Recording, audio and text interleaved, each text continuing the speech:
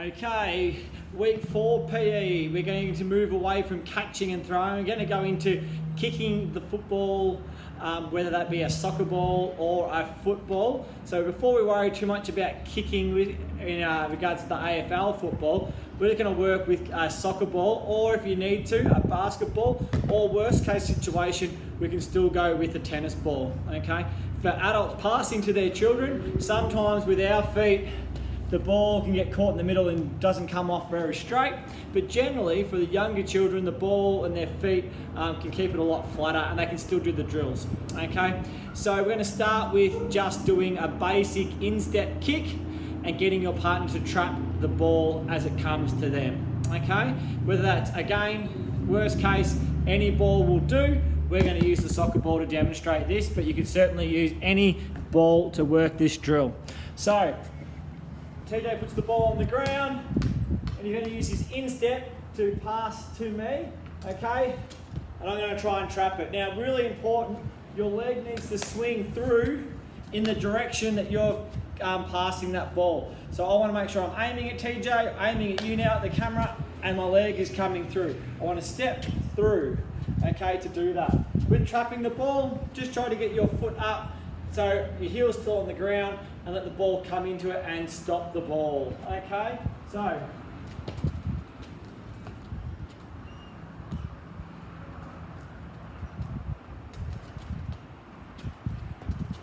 okay, to show you with other balls, I'm going to get TJ to pass the 3 other balls to me using the same step.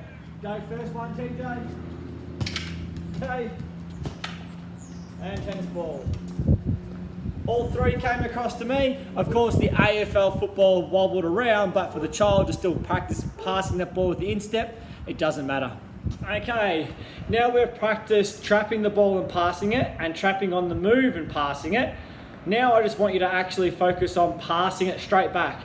Because sometimes when we're playing sport, we just need to pass the ball because someone's putting some pressure on us. So let's now practice just passing it back. You need to be ready because the ball can scoot off a little bit of a different direction, and you can't always rely on it's going to come straight back to you, and you need to be ready to go. If the ball is going to fly past you, yeah, certainly trap it, but try to, where possible, pass it straight back. Okay, here we go.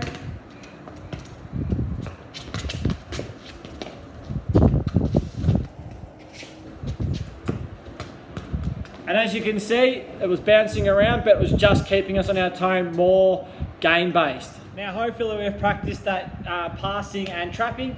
Now we want to just make it a little bit on the move, but we don't want to rush the drill. We want to do it nice and steady and just get the child used to moving one way, stopping, trapping, passing it back, just like this. Trap it, pass it. Next one. Good back. Good. Excellent. Okay, last one before we're going to play a game today is running at full pace and then kicking the ball. Okay, as we get older, we generally get the idea to coordinate our feet and make sure we get it right, but sometimes that can actually take a while. So for everyone, it's always good practice to practice running, know that the ball's in a set spot, and then just kick it. So as the adult here or the catcher, I can use my hands or my feet to catch the ball once TJ kicks it to me. He's just going to run from the red cone, okay, up to the green cone and kick it like you would be having a shot or just kicking it down the field. It doesn't matter, just practicing it. So if you do want to practice it like goal kicking, you could set up some goals or some nets and treat it like maybe a soccer goal to do that. So the first one, do it 5, again, every drill we do about 5 or 10 times, just ball in the spot. And then I'm going to do the next one where he's going to run up to the green cone and I'm going to roll it towards him. It's going to be a moving ball, still has to coordinate his feet to kick it to me or into the goals. Okay, go. Okay, go back. This one's going to roll towards you. Ready? Kick it. Excellent. So, do a couple of stationary ones and a couple with the ball moving.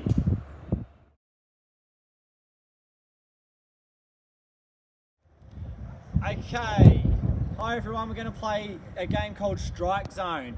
Okay, there's 2 teams. Okay, I've got some boxing gloves here that are showing me where the middle of the area is. You've got to stay in your zone. And you can play 1-on-1, 2-on-1, whatever may work. I'm going to play against TJ in a moment. Down his end, well, first of all, the aim is for me to kick using my good kicking skills and to get the ball to roll between any of these obstacles, okay, to get to the other end. You get a strike zone. Both teams starts with 5 points, okay? If it goes through, I get another point. If I hit an object, TJ gets a point, or the other team member gets a point. So you're going to try and see whether you can build up from your points, okay? If you lift the ball in the air and you kick it in the air and the other person can catch it, you lose a point off your team score, okay? So, really quickly, what you can see here, because TJ's been a little bit shaky, is he's got between the cones is his strike zone to make it a bit easier, but lots of objects. Down my end, there's 2 footballs as his only objects, but there's a lot more gaps to score between the concrete edge of the grass there and the road edge of the grass there. So we're going to set up now. I'm going to show you how to play. 2, 1, play.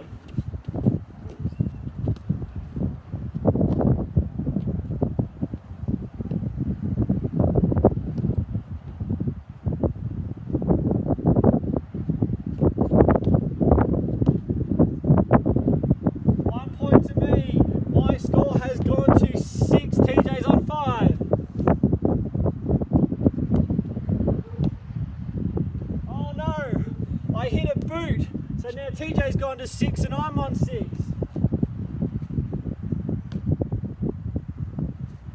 I'm on 7. I've gone through, TJ's on 6. We're both on 7.